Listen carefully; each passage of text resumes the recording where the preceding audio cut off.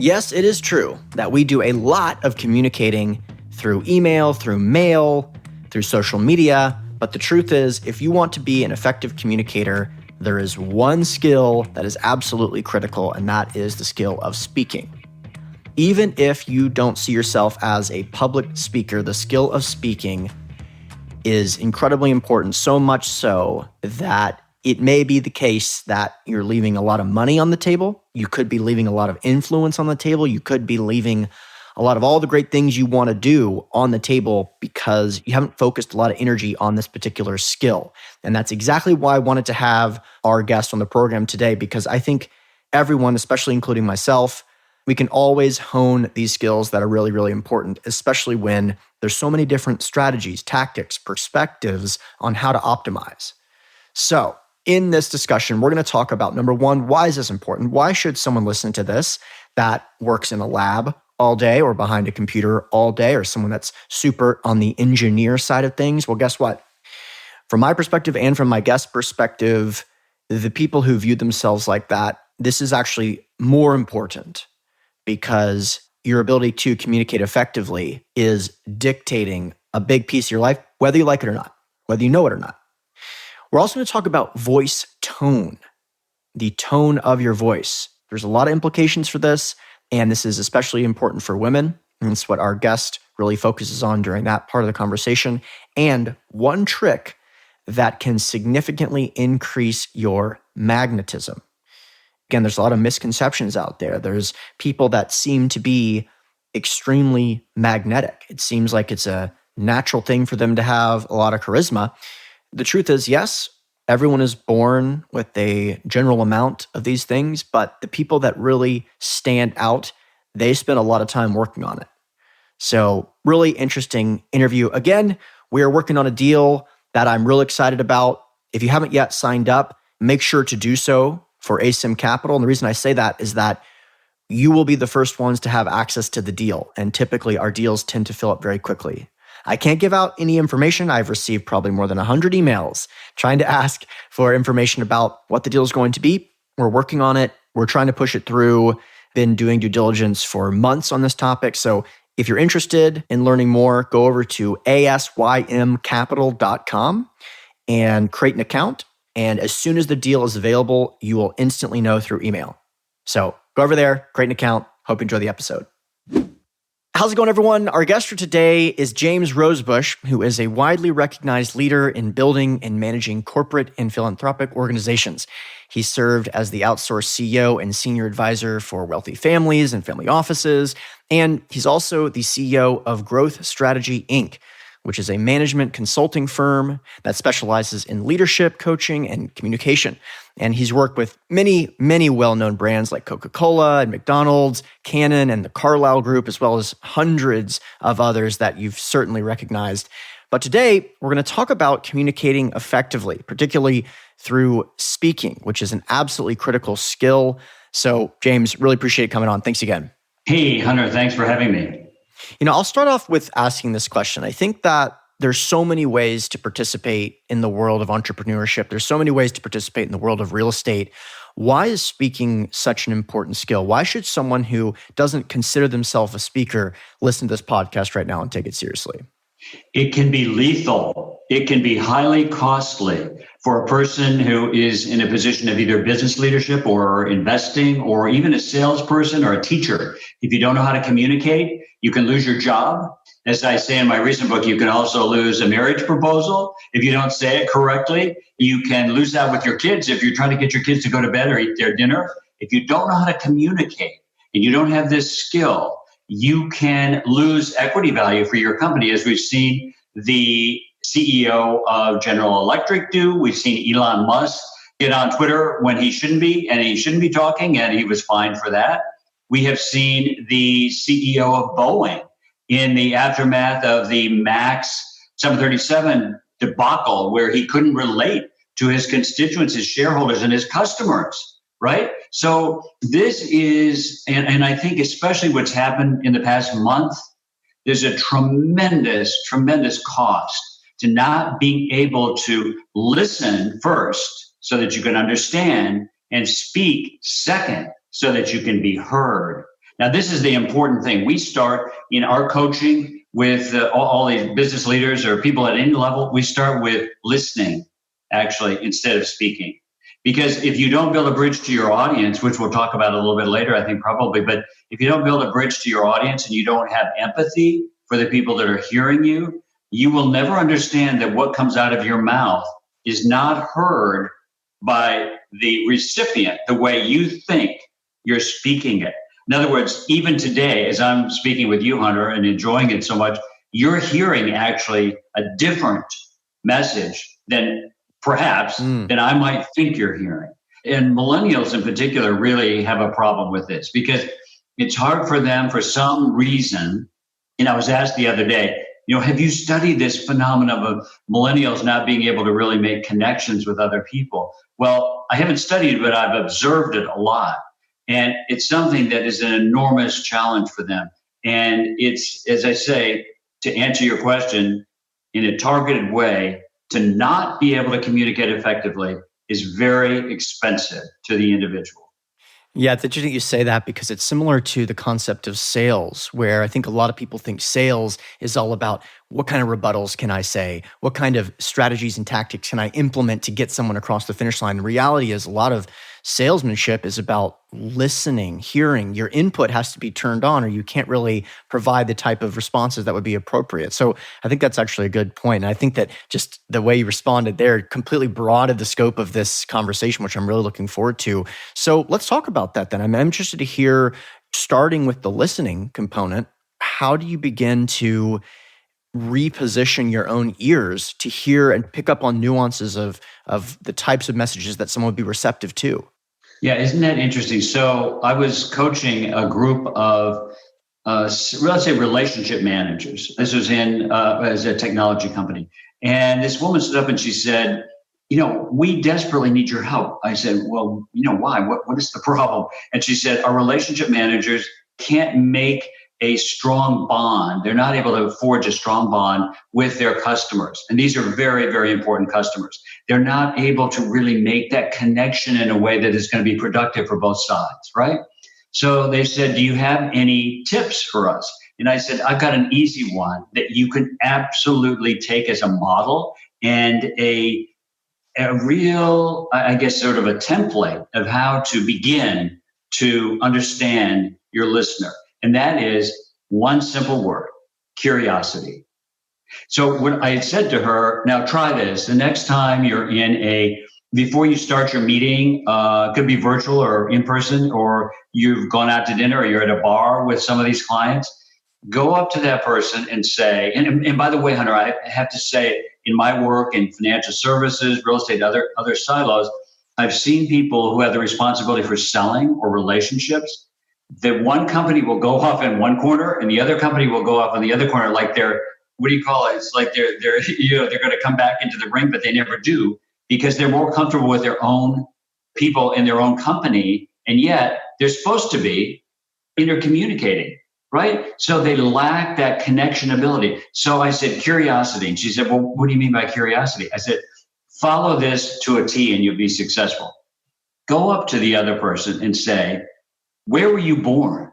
And the person undoubtedly will answer and say, oh, I work for General Motors. No, I don't want to know where you work now, but where were you born? Oh, you really want to know that? Yeah, well, it just so happens, I was born in St. Louis. Oh, interesting. Well, one time I went to the Arch there, or, I had a great aunt who lived in St. Louis. All of a sudden, you see where I'm going, Hunter? I mean, all of a sudden, you begin to have something to talk about, even if it's as remote, because I can guarantee you that if you're in a position of having to forge a relationship with someone else and you ask them that question and they tell you, they could say, oh, I was born in Peru, or I was born in Lagos or something. You could say anything. And undoubtedly, without a question, you will have some kind of ability to relate to where they were born. That begins a dialogue. And the other thing that follows, absolutely, this is a law. The person that you ask, tell me where you were born, will be flattered that you've asked them that. And guess what? That gives them an opportunity to start saying, perhaps even telling a story. Well, and I've heard this a lot. So let's say I ask someone, oh, where were you born? And the person says, well, that's actually an interesting story because my dad was in the military. And even though I was born in San Diego, where he was posted, we moved to like 20 different cities. Bingo. You've got a relationship. So just these simple tips can develop that relationship in a beginning, what I call building a bridge to your audience. Now you have to have a bridge to cross over because there is a fourth wall of division between any speaker and their audience. And in order to get over that, you have to have a bridge. And you have to build that bridge for people to walk back across it and talk to you, and for you to continue to talk to them. It doesn't matter whether you're selling an investment in real estate or whether you're selling a car or whether you're selling your kid on going to bed on time. Yeah, that's actually really powerful. And it kind of struck a nerve because I think that there are some people where that natural curiosity is just so inherent. They genuinely want to know. And my colleague, Adam Carswell, who works with us on our mentorship program, it's amazing because we go out to dinner together and for some reason, if he gets the opportunity to interface with anybody, they always end up just divulging all this information. They build this incredible bond. And it's because they look in his face and they can genuinely see in his face that he is genuinely interested. And it's exactly the same structure, though not done intentionally. He asks them anything about their lives. Would they respond? He always has a personal anecdote to tie into their life. And then the conversation just goes from there. And it's really wild to see. I'll have to have him come on the show sometime to talk about this. So let's kind of transition. And so you've kind of established that bond, you've established that rapport, and in an authentic manner, mostly just asking about, where they're from, which is a great first step. How do you then kind of use that data input in a way to either target your message, or how do you, what's the nuance there in terms of using that information appropriately to, achieve one of your main objectives, communication being one of them? Okay, so let's go back to the first stage, which is curiosity. And by the way, your example of your friend, it sounds like he's already a curious, rich person. 100%. So a lot of people would say to me, oh, but Jim, I'm not, I have to be honest with you, I'm just not that curious about other people, right? Yeah. But I said, okay, you might not be. I'm going to buy that. Okay, you might not be. But just follow what I tell you to do. Ask the question, where are you born? Blah, blah, blah. Okay, so just pick up from that. So what do you do next if it's your job to forge a relationship or to sell a product or get a point across, right?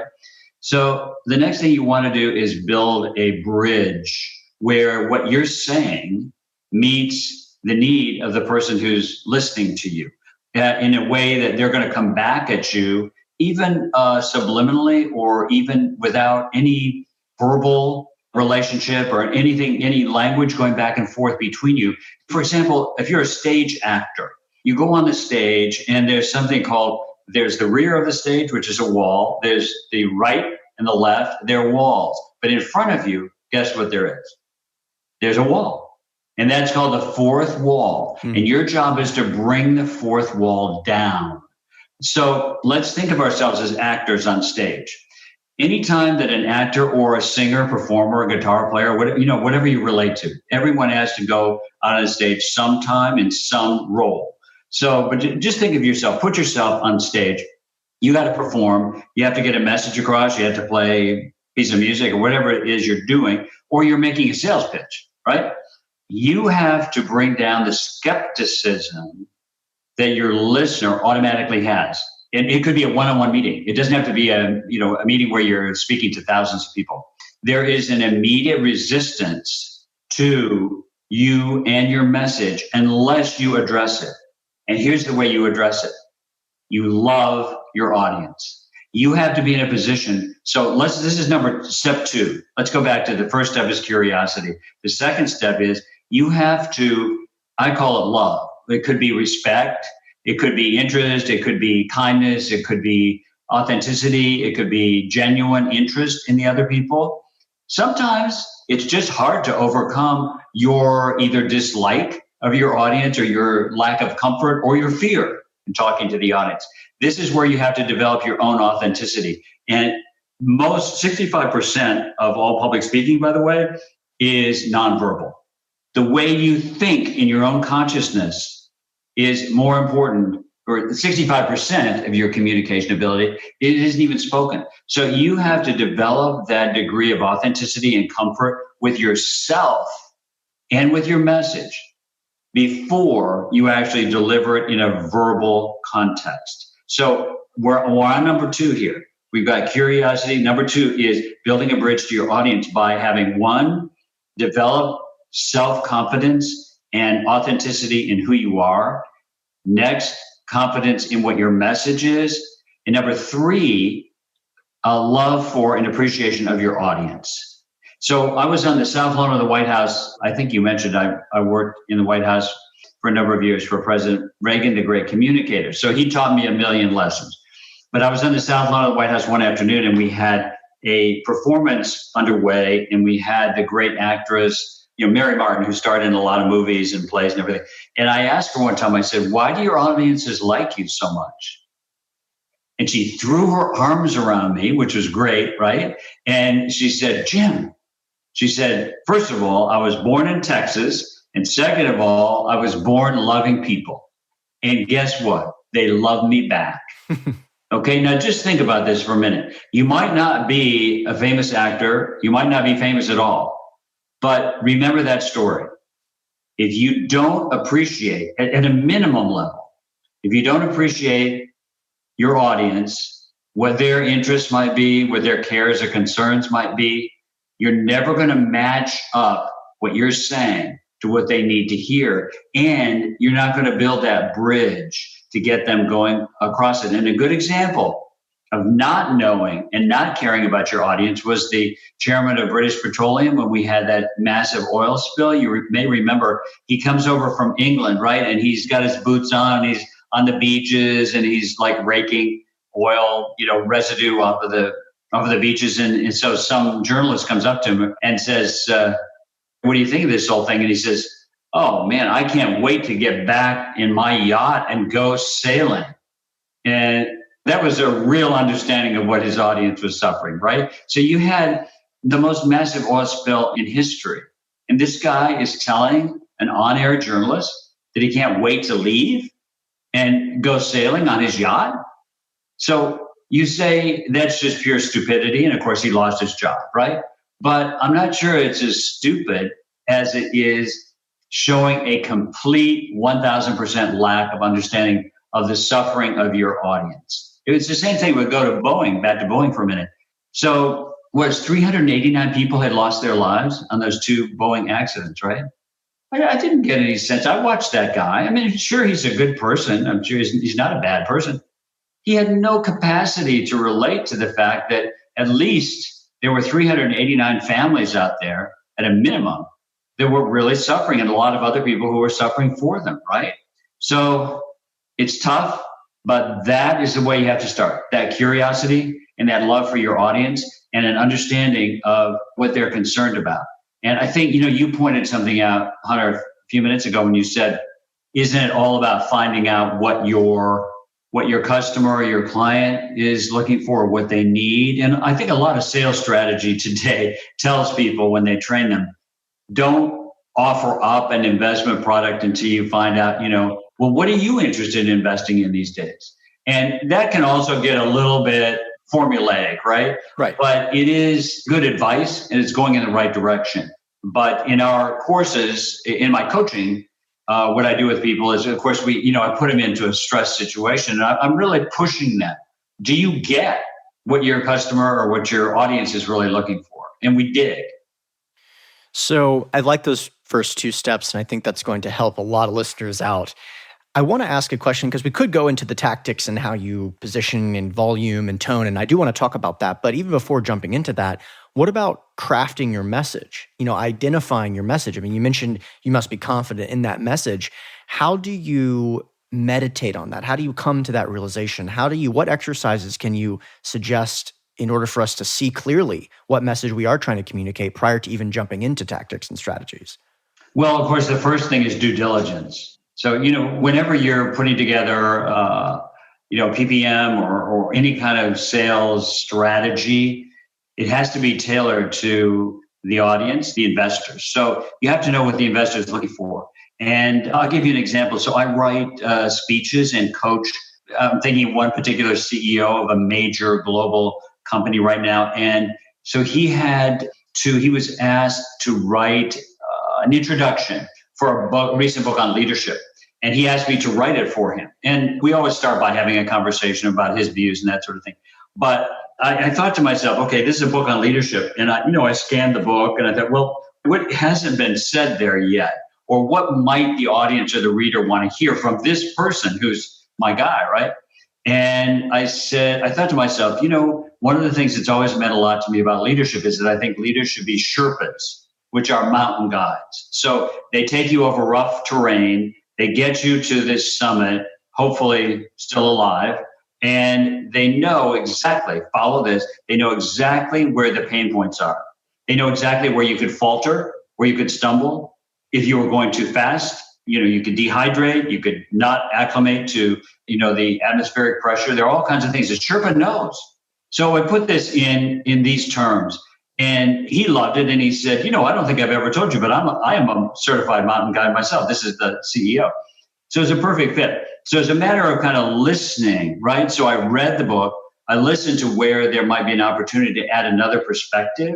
So this is just an example. Also, another person is a CFO of a major company, and he was invited to give a speech at a charitable organization, for a charitable organization. Well, first of all, I think we had to find out, what does this charitable organization do? And it was very powerful had big impact on the people that they were helping. And here he's the CFO. So I thought, well, a lot of people think the CFOs are just basically number people, right? So I said, why don't you give your talk and let's title it this, A CFO Has Heart. And that really resonated because we were kind of putting these two things together and kind of showing, well, you could be a numbers person. And of course, the CFO's job today is much, much, much more complicated than it used to be. It's not just being an accountant, knowing accounting rules. And he really liked that because it was really saying, it was breaking new ground, but it was, follow this now, it was joining together the philanthropic initiative with the economic or finance one. And by that, I have to add this statement. Do you know that in my research for this new book, I looked at all the curriculum of the top major business schools, and only 22% of MBA programs require public speaking to pass a public speaking course. Now, I have to say, Hunter, to me, public speaking is more important than taking accounting. And I took accounting, and I know accounting is important. It's not everyone's favorite thing to do. But I can tell you, if you're an accountant and you can't talk, it's become increasingly critical that even in a job where you think, I'm going to go, I'm going to be, CFO, I'm going to be, in the accounting practice or something like that, no one will require of me to say anything. Right. You're dreaming. Well, yeah. I mean, just think about the fact that, let's say you're going into a negotiation for a raise, for example, your ability to effectively communicate and get that raise. Let's say it's a difference between getting a 5% raise annually or a 7% raise annually. If you do that over 20 years, as we know in the real estate business, that can be a huge difference. And some of those skills are strictly related to your confidence, your knowledge, your ability to listen, your ability to communicate effectively. And so I completely agree. Thinking that, or like on another sector of the world, I'm just going to be a scientist. I'm just going to be in a lab. And you can kind of have this envision that all you're going to do is you're going to clock in, you're going to work with whatever samples you're working with and leave. It's not it at all, right? Not only to mention that your job will not just be like this, the rest of your life will not be like that either, in the sense that you're constantly interfacing with other human beings and you want them to enjoy and have those fulfilling relationships. And the way to facilitate those relationships is through communication. So let's jump into some of the tactics. Let's talk about, we've kind of established that bond. We've built that bridge. We understand our own message. What are some of the actual strategies in terms of communicating? And I don't know specifically how to cater this because there's obviously differences in terms of stage presence versus interpersonal relationship kind of communication. But what are your thoughts on that? Love to hear some of the strategies and tactics that you teach some of your clients.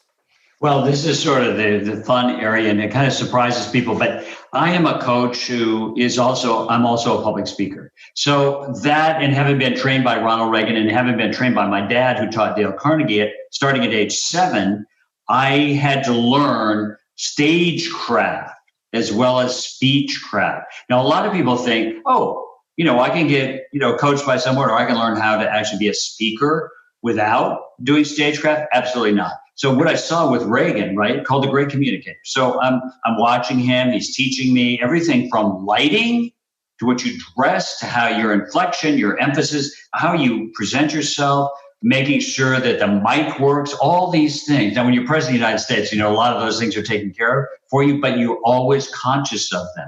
So people are somewhat surprised when I really dive into stagecraft as well. And I'll give you some specific examples. So I had a guy who was, if you could just picture this for a minute, his chin was down on his chest. So he was basically, anytime he spoke, he was speaking to the floor.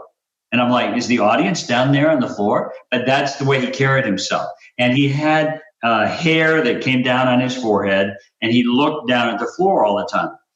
And I said, okay, before we go any further, I want you to go across the street to the CVS and get some product for your hair. So he comes back. Now, you think this is funny, but I actually do this. So he comes back, right? And I said, go in the bathroom and put some gel in your hair. Okay, comes back. His hair is gelled back. Okay, then I make him stand up against a wall and press his neck against the back of his shirt collar. Well, all of a sudden, you could see his face. And guess what? He was a good-looking guy. He looked like Richard Gere. But guess what? No one could ever see that because he was talking to the floor. Now, a lot of the people that I coach say, you changed my life. Well, it isn't me. I have no ego. I don't take any credit for that. But it's the tactics, right? So here's the law. You need to have light on your face when you're speaking. Whether you're being recorded or whether it's a live audience or whatever it is, you need to have light reflecting on your face. And you need to speak up in a way that the amplification is going to be captured, if there's amplification, or the audience is going to be able to hear you. So all of a sudden, this person, this is another key thing, Hunter, getting trained in how to speak and communicate will change everything in your life. Now let's go, why is that? People think, oh, that's a silo, public speaking, blah, blah, blah, blah, blah. It isn't. It has everything to do with changing your whole life. Why is that? Because let's go back to this guy. So why is it? Like he's writing me a month later, it says, you changed my life. Why is that? Because all of a sudden he had self-respect and he saw that he could look out at his audience and be admired for what he was saying. Now, in addition to the fact that he looked good too. So he was hiding himself. We can't hide ourselves if we expect to convey a message effectively. So that's one thing. How you stand, how you comb your hair, especially for women. I also, in fact, a woman was reminding me of this yesterday. She said, you always tell me not to touch my hair and put it behind my ears. I said, for women, do not come out on the dais in front of an audience and start playing with your hair. Why is that? It's because it takes power away from you. And it cuts your ability to really be taken seriously. Another thing for women we work on is lowering the tone of your voice. So the more women who've been now, thankfully on an equal plane, equal footing in so many industries with men, their voice is naturally lowering because you mimic the voices that you're around and that you're here. So women's voices have been lowering. But I work with women to really bring them down into the lowest range they can be. Because why? Because a lower toned voice is more easily heard by the human ear. I had another gentleman who had an abnormally high speaking voice. And he knew it, and he was very embarrassed by it. And I said, do you want to change your voice? Yeah, but that can't be done. I've had this voice my whole life. Okay, you don't think it can be done? Follow what I'm going to tell you to do. So I had a basketball. I basically pushed it into his stomach. I always ask, is it okay if I, mess you up a little bit, or touch you here or there? And I have to get their permission, of course. But anyway, I pushed his basketball into his stomach. Then I made him go stand against a wall with the basketball pushing in his stomach. And then I said, start speaking to me. And I want this exercise where that ball is going in and out of your stomach. What I'm trying to do there is to get warmer air coming up through his vocal cords and going out. And he was shocked He was absolutely shocked. Then the next thing I said, I want you to go on YouTube and play vocals of baritones, and I want you to mimic them in the car. Well, I don't know how to sing. I said, I don't care. You're all by yourself. You're in the car. Go on there, listen to baritones, because again, your voice is going to mimic the tones that you hear. That guy changed his voice. There are a lot of other fun things that people have no idea. Frank Sinatra taught me one, which is never, ever, ever drink ice water before you go out on stage. And why is that? Because ice water singes your vocal cords. And he would be like, I'll tell you one thing, Jim. Invariably, you're going to be on a speaker's platform. What are they? You're going to see them coming up the steps. Oh, Mr. Sinatra. We would all like to be called Mr. Sinatra, right? Oh, Mr. Sinatra. Here's some water for you. And guess what? Invariably, what's it going to have in it? It's going to have ice, right? So you just say, oh, thank you so much, and you put it down. The other thing is you see a lot of speakers think they need to have a glass of water there because they might, get hoarse or something like that. Absolute lie. You do not need, the human voice, vocal cords have enough lubrication to get through speaking for a couple of hours. But once you learn these things, Hunter, they're liberating. They're the opposite of what people say. Oh, too many details, I don't want to know that. Well, I'll tell you one thing. If you don't know them, you're not delivering your message with the power, the absolute power that you can acquire. I really like that stuff. And I especially like the concept of the lowering of the voice. It's pretty remarkable that's something that I think can be done at home. I mean, it sounds like, I'm sure we can download some baritone vocals and listen to those in our car. And yes, it might be a little bit embarrassing, but I certainly relate to what you were saying about kind of once you start to see this, it's kind of like any industry that you're in, especially if it's art. If you understand how to make movies, for example, I think a lot of people, when they start to peel back the layers of how to make a movie, it feels like, isn't this going to ruin my ability to watch movies? But it emphasizes it. It actually makes you get more out of watching movies. You see what the director's trying to do. You see the angles that they're trying to use. And then, yes, there is a little bit of thing where you're watching with two eyes. One eye is watching the movie. The other eye is watching what the director may be thinking or something like that. But I'm sure that you relate to this. When you see great public speakers, you probably enjoy it much more than people who are not completely aware of what they're actually doing. So especially given what's at stake, I think it's important to kind of overcome that fear and learn some of these skills. There's obviously kind of a debate in the world of public speaking and such regarding charisma. I think that there's some misconceptions that some people are just simply born with it, though that is true. They're starting at a very high level, and that charisma can't be learned. What are your thoughts on how to take the level at which you were granted charisma and really emphasize that, grow it so that you can be that magnetic person that people seem to be attracted to? There's an interesting thing. Children are not, you think about this, when does a kid begin to speak? They're speaking because they actually mimic the sounds they hear. So it's a fascinating thing to me. When a kid actually starts talking, they don't read a book to learn how to talk. They mimic the sounds that they hear.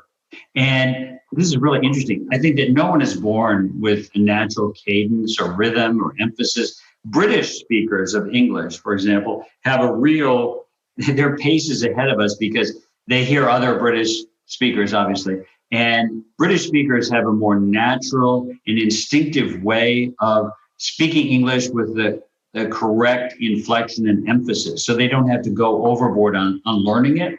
Americans really hack it up. And Americans are, no one is a born natural speaker. That just doesn't happen. You have to acquire these skills. And it's either by mimicking other people that you think are successful or just going through this process of figuring out what these tactics and strategies are that can turn you into being a great speaker. So why do people, not all people, but most actors, probably a majority of actors, go to acting school, right? At some level, high school, professional acting, college, whatever. You read these profiles of people who are in the theater and film and so forth, and they'll tell you this. So they're gaining this sort of pacing, what do they call it, where on the stage where you know the right steps to take, all of this sort of thing. So public speaking is the same way. It's an acquired ability, but it's also addressing the things that I just mentioned. Now, I'll give you a story. I'll give you an example of a person who violated everything that I teach. And guess what? She was absolutely brilliant in what she did. And it was about 3 weeks ago. I watched a woman who is a pastor of a church here in Washington, D.C. And she was making a video for her parishioners. And she started the video. I guess she was holding it in her hand.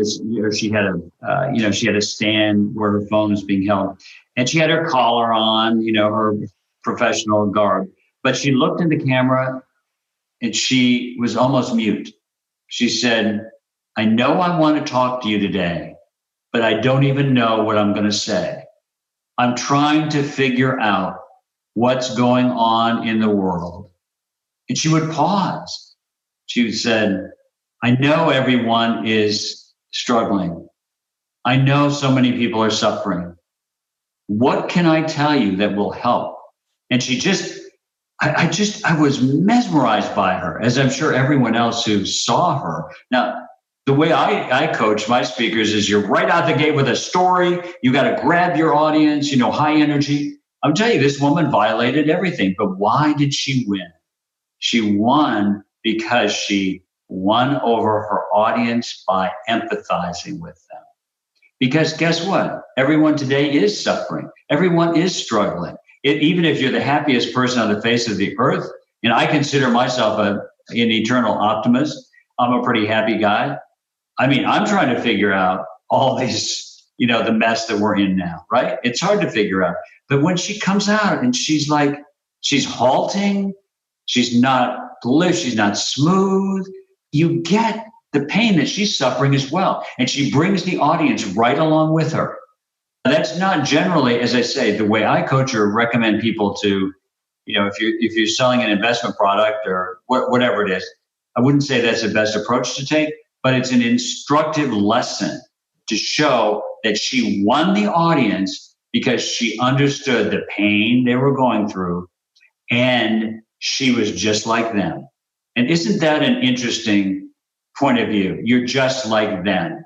If the audience thinks that you have a too high a degree of self-importance, or that I remember going to a funeral one time, and there were several speakers, but the first gentleman starts speaking, and he says, he's speaking about the deceased, right? And he says, "Well, we went to the same Ivy League college. He actually walked behind me because I was Phi Beta Kappa, and he didn't quite make that. And then I started a company, and I hired him, and blah blah blah." I was sweating in my seat. I thought, this is incredible. This guy is talking about himself. He's not talking about the deceased, but he was trying to make himself look grander. But did it work? Oh gosh, no. It didn't work at all. The next person, but was he fooling anyone? No. The next person who stood up didn't even mention himself. Which is, speaking at a guy's funeral, right? Okay. Didn't even mention himself at all. He just spoke about the greatness of this person who'd passed away. Thankfully, he came along and made his remarks that way. But I thought, Reagan taught me, you never use the personal pronoun I. You never say, I did it, or this is my this, or my that. You always say we. And the reason you do that, it might have been, Hunter, you've got this great podcast. But I would always recommend you say, we've got this great podcast, because it may be, you probably did this all on your own and it's great. And, high fives to you for doing it. But it's always better to say, we did this, because that opens up your thought and your consciousness to embracing your audience. Yeah, I agree with that. And I do feel like that. I mean, genuinely, I am proud of the show, but I wouldn't be completely useless without the listener base, right? I mean, they're the ones that provide the reviews. They're the ones that share with their friends. And that's what I try to emphasize. It's like, I get to interview great people like yourself just because of the listeners. And so I hope that I do use that term, because I think that that's how I genuinely feel about the show. And I appreciate the compliment.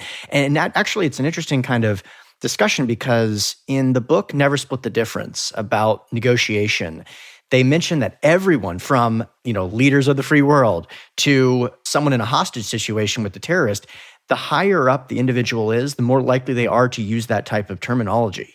in the sense that if they're a low-ranking person, they will say, this is my initiative and I accomplished this, as opposed to a true leader will say, we as a team accomplished this. They're not trying to take the credit. They're trying to boost the enthusiasm of the team.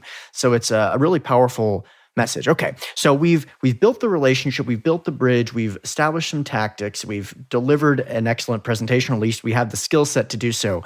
What are some of the strategies for either preparing for things to go wrong or actually overcoming really challenging things during conversations or speaking engagements? And I'm talking about everything from realizing you're going down a line of reasoning that maybe you didn't mean to, or forgetting what you're saying, or something technical like the room is too hot or the sound system doesn't work. Things like that can really throw people off. What are your thoughts? Okay, there are a couple of answers to that. The last point you just made about sound system doesn't work or the room is too hot. This is where I call on Stagecraft, and you're responsible for this. If you sense the room is too hot and people are like, you can see they're taking off their jackets or they're, whatever. You ask, oh, by the way, could we have the lights up? Could we have the room cooled off a little bit? You say, I hate speakers who start this way. Can everyone hear me? Oh, that's awful. You should know that takes away power, by the way, Totally. from you. It takes away power. But you should have tested that damn mic before you went on stage. I blame you for not doing that. Now, and if it really, let's say the sound goes out, remember, I think it was Clinton who, giving the State of the Union twice, his teleprompter went dark. And very, very smart person, right? So he could give a speech without even any prepared remarks. Very smart person. And so he would, when you're president of the United States and you're reading from a teleprompter, you also have a written script in front of you. And that's why, because you always, and this is Stagecraft again, okay? You think that the president of the United States probably, they don't, have you ever seen a presidential speech marked up? Oh my gosh, I have copies from Reagan, that speeches that I did a little work on. So he underlines for emphasis. He breaks up sentences for pausing. It's all marked up. Don't think you're above a U.S. president. Mark up your speeches. Mark up what you're going to say. Practice it. And then lastly, to go back to another element that you just questioned me about, how you prepare for disaster. Think about it. Today, there are protesters. There's terrorism. There's security breaches. There are people. When we went to speak in the Congress in Portugal, one time the president was on a state visit to Portugal, and he was speaking basically in front of this, absolutely exquisite dome, ancient meeting room. There were protesters in there, and they wanted to make a statement, so they unleashed like 250 white doves right during his speech. So Reagan, he was a master at this, right? But you know why? He was prepared. So, you can't go into a speech and then all of a sudden be shocked and know what to say effectively. So you had to prepare ahead of time. So Reagan said, oh, what beautiful birds. We believe in peace as well. That's what we're fighting for. Bang. What did he do? He admitted that they were there. He just didn't avoid it. Secondly, he turned it into an opportunity for him to say, we're seeking peace as well. And he completely took the power away from the protesters and used it as energy for his own speech. So not all of us are smart. I certainly am not, as Ronald Reagan, to be able to do those things. But I'm telling you that I have a whole section in my book about how you handle protesters, because today you can be an unimportant person giving a speech about real estate strategy, and someone could stand up and protest. It's just a wild time, right?